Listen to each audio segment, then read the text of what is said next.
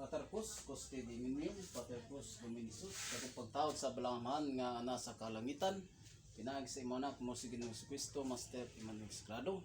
Uban nga to sa pito ka city ka Arkangelis, uban nga to sa pito ka Makalua, o City Cruces, uban nga to sa mga gingarian, o sa makinat ng Espiritu Pudasyon, kaom sa langit o sa yuta, o kanatong mga abyan, tagsa-tagsa, nga gihatag sa Dios nga ni kanato ug kanatong maigsoon mayong hapon ug aniya usab kita nga nagtuman sa atong magimboton una atong pasalamatan ang Ginoo nga naghatag kanato kanunay og pagiya sa atong mga hunahuna o paghatag og gugma ngani kanatong kasing-kasing ug paghatag usab sa pagtuman niini nga kita nga nagtuman sa mga gimbaton para sa kalawasan sa atong tagsa-tagsa nga namuwat sa dugay nga panahon kita nagtuman hantud karon nagpabilin gyapon kita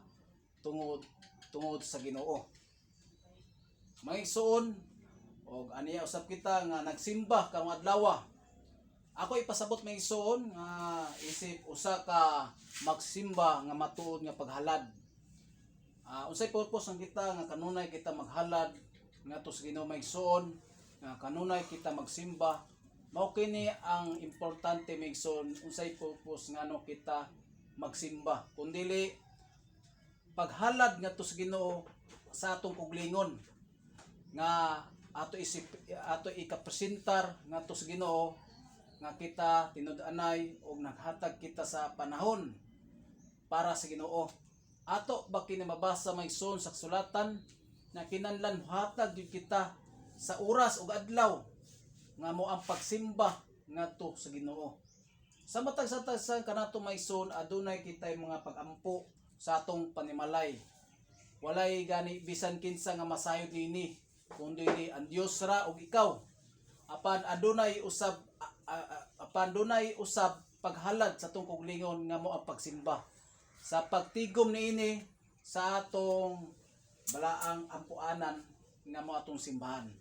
Atong basahon sa sulatan maigsoon sa Roma kapitulo 12 verse 1.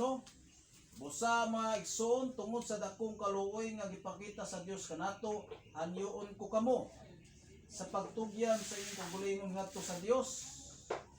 Ingon nga buwing halad balaan o makapahimuot kaniya mao kini ang matuod nga pagsimba. Maigsoon mao kana atong kaugalingong lawas nga atong ikahatag nga paghalad ngadto sa Ginoo nga atong ikapresentar nga mo ang pagsimba nga mo atong kaugalingong lawas nga ikapamatuod nato nga ato kining buhaton. Nahinlo kita maigsoon pinaagi sa pagsunod sa iyang pulong. Naingon ang sulatan nga ang tanan nga giingon sa pulong sa Ginoo maigsoon sama sa mabisyo, inom, sugal, ginganlan kana sa Biblia maigsoon. Naingon pa sa sulatan ayaw kamo pag-adto, bisan gani sa pag-adto bawal. Ayaw kamo pagtilaw, bisan pagtilaw maigsoon bawal. Ayaw kamo pagbisyo, bisan sa pagbisyo maigsoon bawal kay kana makadaot. Apan ang Ginoo maigsoon kanunay naghinlo sa atong kuglingon pinaagi sa pulong, nag-advantage na ang pulong sa Ginoo maigsoon sa wala pa ka magsakit, sa wala pa masakit ang tao nga gikan pa sa bisyo. Ang pulong sa Ginoo maigsoon advantage na daan. Naghatag na siya og katambalan sa atong lawas. Pag-ingon sa Ginoo ayaw pag-adto, pag-ingon sa ayaw pagtilaw, pag-ingon sa Ginoo nga ayaw pagbisyo, pinaagi ni ana maigsoon gitambalan kana sa Ginoo. Pag undang ni mo igsoon kana wala na ang mga imong bation. Tod kay kana gingon pa sa pulong sa Ginoo kay kana makadaot. Mao giingon sa sulatan maigsoon dagdag nagtawag kana ko Ginoo apan jutay ra ang iyang nadungog. Tod kay kitang tanan maigsoon ang gihanyo sa Ginoo mo ang paghinulsol sa atong tagsa-tagsa. Giingon pa sa sulatan gamay ra iyang nadungog. Busa unsaon man ato paghinlo maigsoon nahinlo kita pinaagi sa pagsunod sa iyang pulong. Apan kini giingon sa pulong sa Ginoo maigsoon kun dili nato kini tumanon dili kita mahinlo kun dili nato tumanon ang iyang pulong nga iyang gisulti. Nagingon pa sa sulatan, tumanan ninyo akong pulong akong gisulti. Dili pinagi sa pagpamati lamang kundili ato kining buhaton. Pinagi sa pagbuhat maigsuon, ikapamatuod nato sa mga tao nga aduna kitay kaisog ug kusog ug pagsangyaw sa pulong sa Ginoo. Kay daghan mga tao nga madawtan nga motinguwa nga ni kanato apan ang pulong sa Ginoo maigsoon nga maoy labing gamahanan. Walay bisan kinsa makapildi niini. Tod giingon pa sa kasulatan, panalanginan sa Ginoo ang tao nga mosalig kaniya. Kung pagbuot sa Ginoo maigsoon, bisan unsa pa walay mahimo ang tao. Kung banduan kini sa Ginoo, bisan pa mga tao kadaghan maigsoon, isa ra ka pulong sa Ginoo nga labing gamahanan, walay mahimo ang tao kung kini ikaw panilipdan sa Ginoo. Gingon pa sa sulatan maigsoon, silutan ko ang tao nga motalikod kanako apan kung kini nga kita nga motalikod na kita sa pag-alagad ngadto sa Ginoo. Kung kita motalikod na kita sa pagtuman niini sa makahilayan mga bisyo maigsoon, dili pa kita nga wala pa kanato ang tinud-anay nga paghigugma ngadto sa Ginoo. Kana siya maigsoon, ipapatuod nato ngadto sa Ginoo nga ato kining gituman.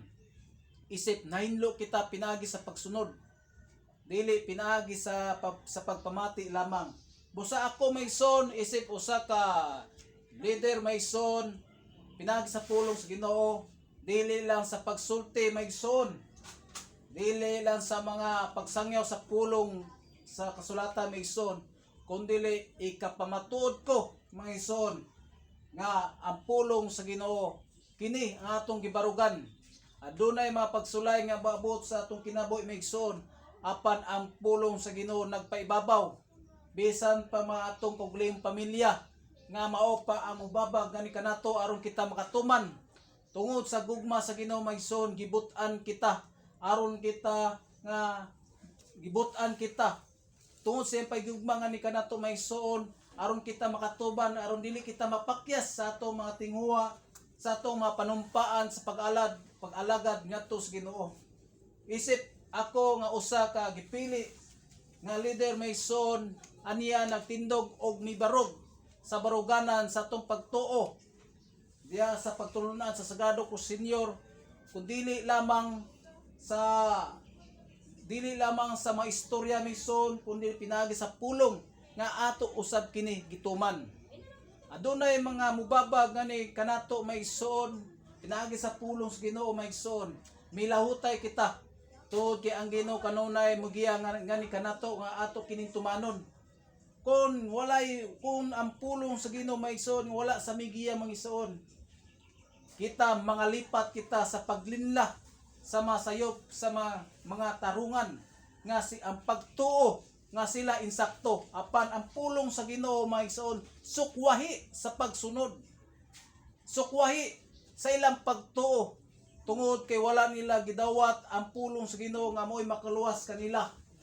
O kanato maigsoon, pinagi sa pulong sa Ginoo maigsoon, dapat magpaubos kita nga ato kini ipaibabaw ang pulong sa Ginoo aron makabaton kita og kahayag og dunay usab mga tao nga musunod sa pulong sa Ginoo maigsoon, isip usa ka kahimplo og makita niya ang kaayo sa Ginoo ngani kanato. Sa atong matasag-tagsa nga adunay kitay magpasulay nga moabot sa atong kinabuhi apan atong pagtuo, suwayan maigsoon kung hain ba kutob atong paigugma, dili lang sa mga pagsangyaw, dili lang sa pagpamuwat, uban usab sa atong kaugalingong pamilya. Gipakita gayod ang atong pagtuo kung kita ba mubarog sa pagtuo sa pulong sa Ginoo, nga ato ba ipaglaban ang Ginoo sa atong kinabuhi. Diya makita maigsoon nga kita ba nga tinud-anay ba kita nga nahigugma kaniya, apan sumala sa iyang gisulti maigsoon, ato kini gibarugan. Bisan pa sakit huna-unaon, bisan pa usakit dumdumon maigsoon, bisan pa akong mga anak may son. Tungod sa gugma sa Ginoo may son. Tungod sa iyang pagbati ug pagmahal nga ni kanako, apan gibuhat ko ni para sa Ginoo.